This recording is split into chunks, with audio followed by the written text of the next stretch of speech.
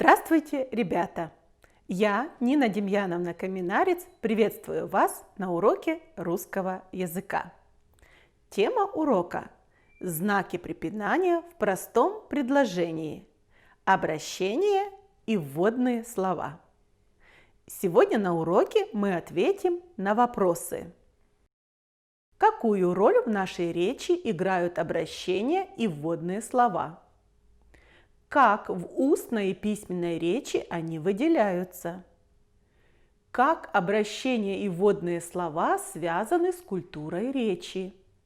Как обращаться с домашними питомцами, чтобы они чувствовали себя в безопасности?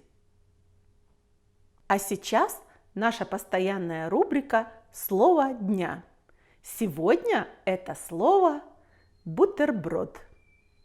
Бутерброд – ломтик хлеба с маслом, сыром, колбасой, рыбой, икрой. В речи мы можем встретить шутливое «закон бутерброда». Так говорится об обязательном невезении. По тому наблюдению, что бутерброд роняют всегда маслом вниз.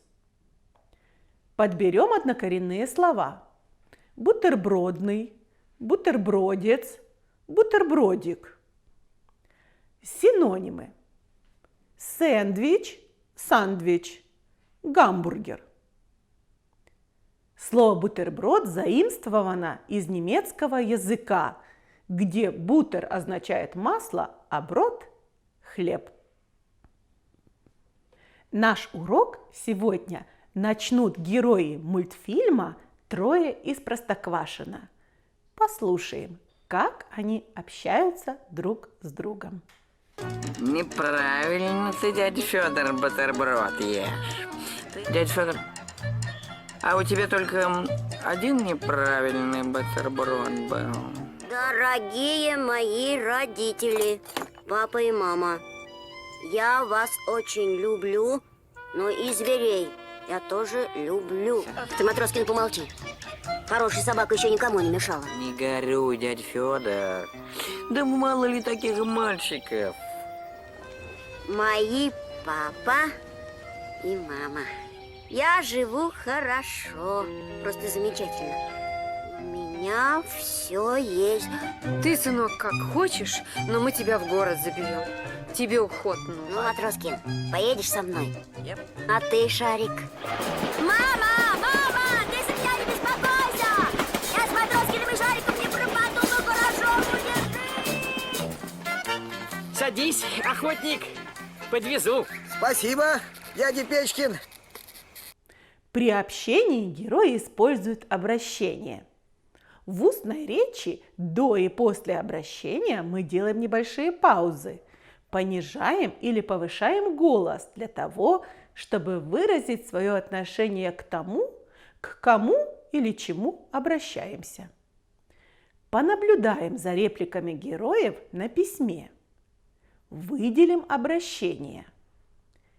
Обращение может стоять в середине предложения, в начале и в конце. Неправильно ты, дядя Федор, бутерброд ешь. Дядя Федор, а у тебя только один неправильный бутерброд был? Не горюй, дядя Федор. Дорогие мои родители, папа и мама, я вас очень люблю, но и зверей я тоже люблю. Ты, Матроскин, помолчи. Хорошая собака еще никому не помешала. Мои папа и мама, я живу хорошо, просто замечательно. Ты, сынок, как хочешь, но мы тебя в город заберем. Тебе уход нужен. Садись, охотник, подвезу. Спасибо, дядя Печкин.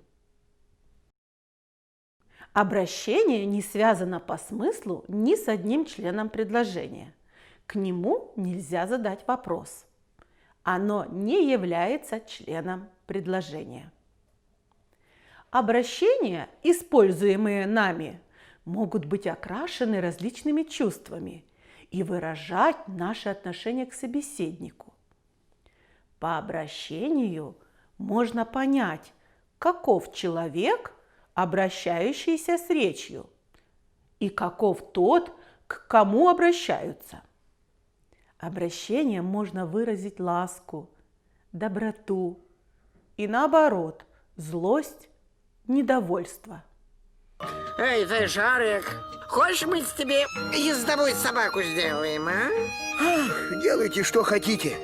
Хоть чучело, все равно мне жизнь не мила. Эй, дурень, бросай ружье, да всплывай поскорей. Местоимения «ты» и «вы» не должны использоваться в качестве обращений. Слова «эй, ты», «эй, вы», используемые вместо имени, подчеркивают неуважительное отношение говорящего, показывают его низкий культурный уровень. А как же тогда обратиться к незнакомому человеку? Вот в Европе есть такие обращения: сеньор и сеньора, месье и мадам, мистер и миссис. В царской России было принято обращаться к незнакомым людям со словами «сударь», «сударыня». А как у нас? Мы сейчас не знаем, как лучше обратиться: товарищ, господин, гражданин, милостивый государь. В основном распространены следующие обращения: молодой человек, девушка, женщина. Можно назвать человека по профессии: господин директор, госпожа кондуктор, доктор, уважаемый, любезный и так далее. В Кыргызстане мы можем также использовать вежливые обращения к старшим: эдже, байке, агай. Но это всегда должно быть вежливо и уважительно. Этика речевого общения начинается с доброжелательного отношения к собеседнику, демонстрации заинтересованности в разговоре, искреннего выражения своего мнения, сочувственного внимания. Этические нормы воплощаются в специальных формулах речевого этикета. Здравствуйте, будьте добры, пожалуйста, простите за беспокойство, всего доброго, до свидания, спасибо, благодарю и так далее.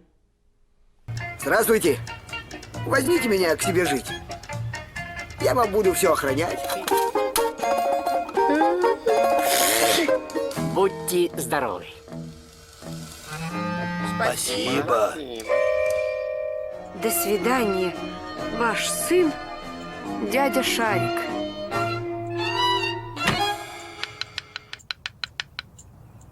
Здравствуйте. Я почтальон Печкин из Простоквашино. Это вы велосипеды за мальчиков даете? Где у вас малина? Вот она, пожалуйста. Извините, я почему вредный был? Потому что у меня велосипеда не было. А какие этикетные слова вы знаете? Если вы испытываете затруднения при подборе этикетных выражений, я рекомендую вам обратиться к учебнику и в свободное время выполнить упражнение 37. Наиболее понравившиеся выражения запишите в свой словарик-справочник. Обобщим все, что мы знаем об обращении. Восстановим предложенный текст.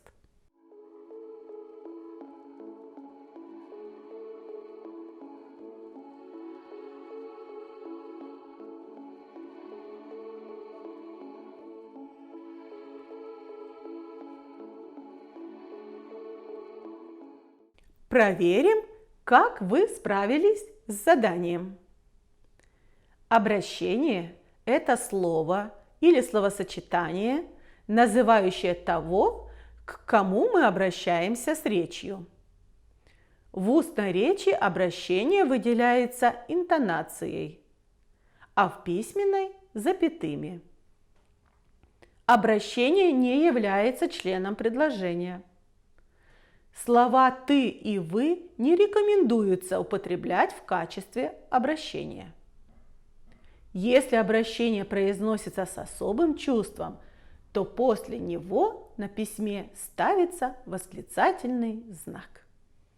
Обращение используется не только при общении людей друг с другом. Мы можем обращаться и к неживым предметам. Такой прием в литературе называется олицетворением. Здравствуй, солнце, да утро веселое! Не трещите, морозы, в заповедном бору. Что дремучий лес призадумался, грустью темною затуманился. Мы обращаемся также и к братьям нашим меньшим, к домашним питомцам. Называя их по имени, вкладывая в обращение любовь и ласку, мы показываем, что заботимся о них, помогаем животным почувствовать себя в безопасности. Пример такого обращения – стихотворение Сергея Есенина «Собаки Качалова». Поэт не только ласково называет Джима, но и делится с ним своими мыслями. Послушайте отрывок из стихотворения в исполнении театрального режиссера, отличника культуры Кыргызской республики Улан-Мырзы Карыбаева. Дай, Джим, на счастье лапу мне. Такую лапу не видал я сроду. Давай с тобой полаем при луне на тихую, бесшумную погоду. Дай, Джим, на счастье лапу мне. Пожалуйста, голубчик, не лежись. Пойми со мной хоть самое простое. Ведь ты не знаешь, что такое жизнь. Не знаешь ты, что жить на свете стоит.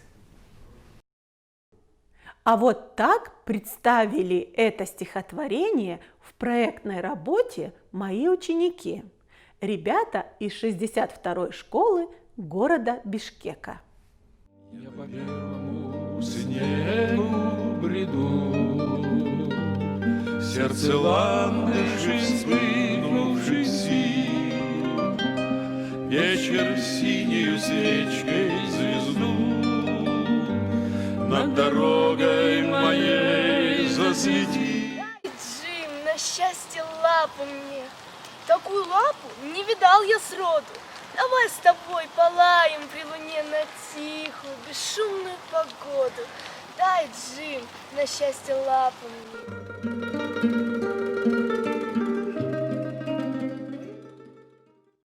А как вы относитесь к братьям нашим меньшим? Расскажите об этом в небольшом домашнем сочинении.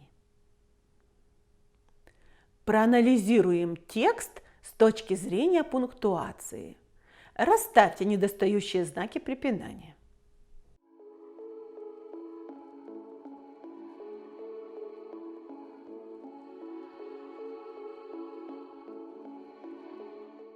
Проверяем задание.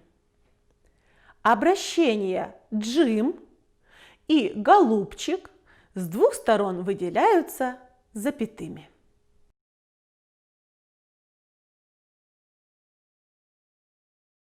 Итак, обращения могут быть окрашены различными чувствами и выражать наше отношение к собеседнику.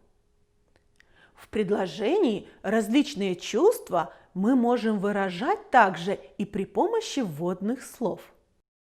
Это грусть, сожаление, радость, сомнение в чем-либо, неуверенность,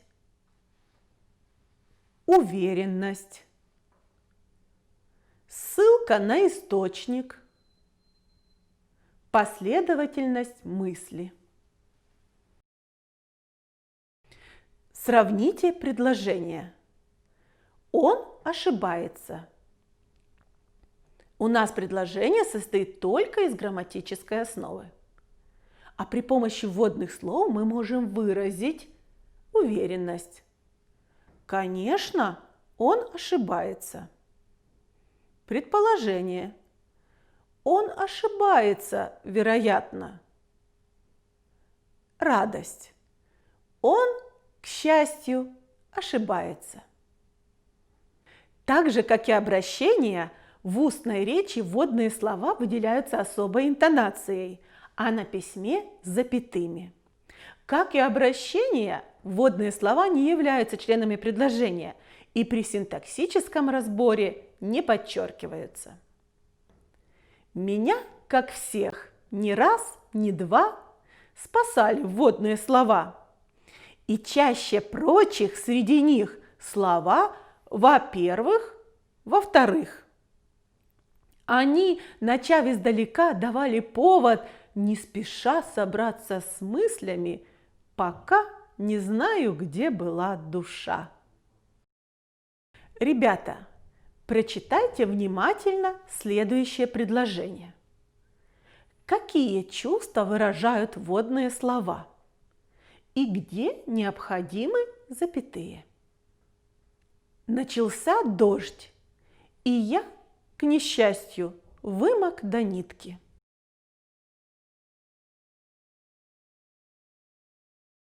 Вводное слово «к несчастью» выражает досаду, огорчение. С двух сторон выделяется запятыми. Июнь, возможно, будет теплым.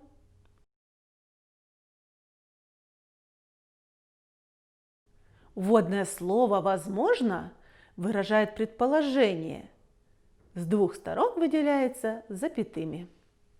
Он, к удивлению, не рассердился, а рассмеялся.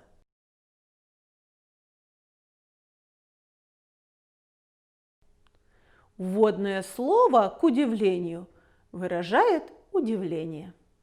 К счастью, в глубине леса блеснул свет, и мы вышли на широкую поляну.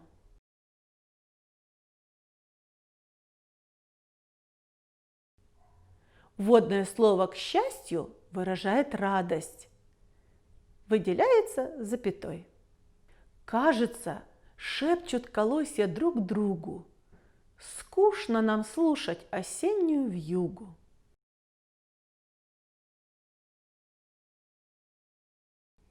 Вводное слово «кажется» выражает сомнение, неуверенность.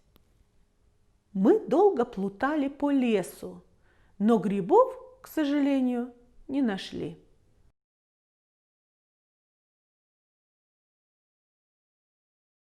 Вводное слово «к сожалению» выражает сожаление, огорчение и, соответственно, с двух сторон выделяется запятыми. Следующее задание. Восстановите текст, используя вводные слова.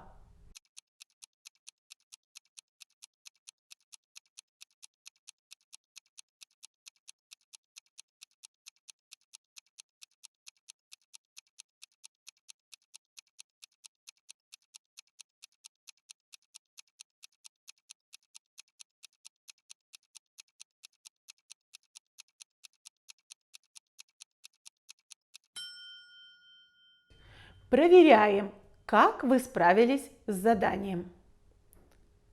Чем хорош автомобиль?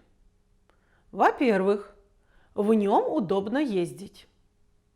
Во-вторых, он быстро передвигается. В-третьих, автомобили бывают разные – грузовые, легковые, пожарные. Все это, конечно, хорошо. Но когда вдохнешь облако выхлопа от самосвала, не прокашляешься. Есть у автомобиля и другие недостатки. Он сжигает бензин, может попасть в аварию и пешехода покалечить. Тут и призадумаешься. С одной стороны, без автомобилей уже не обойтись, а с другой, кроме пользы, немало от них и вреда. Значит, Выход в том, что надо искать абсолютно новые средства транспорта. А сейчас наша постоянная рубрика «Тест, тест, тест». Знаки препинания в предложениях теста не расставлены. Первый вопрос. В каком предложении нужна запятая только на месте подчеркнутого пробела?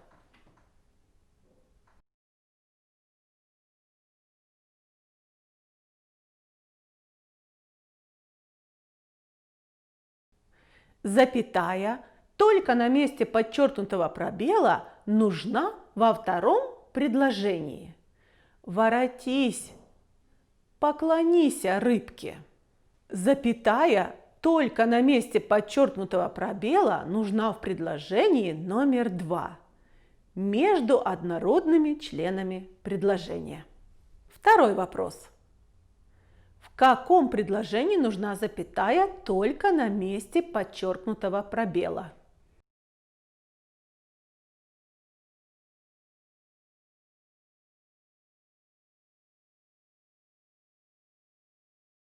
Запятая только на месте подчеркнутого пробела нужна в предложении номер 2 после обращения «ребята». Ребята, давайте жить дружно. Вопрос номер 3. В каком предложении нужна запятая только на месте подчеркнутого пробела?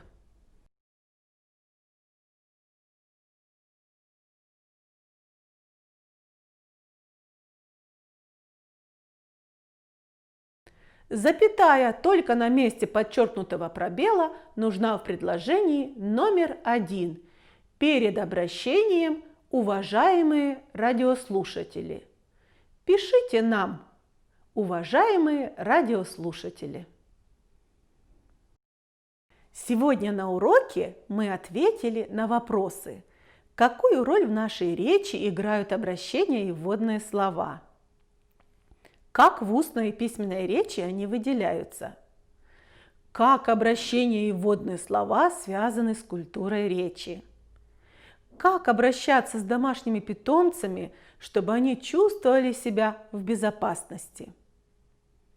А сейчас, ребята, запишите домашнее задание. Напишите небольшое сочинение о братьях наших меньших с использованием вводных слов. А сегодня наш урок завершен. Спасибо, друзья, за внимание. До новых встреч!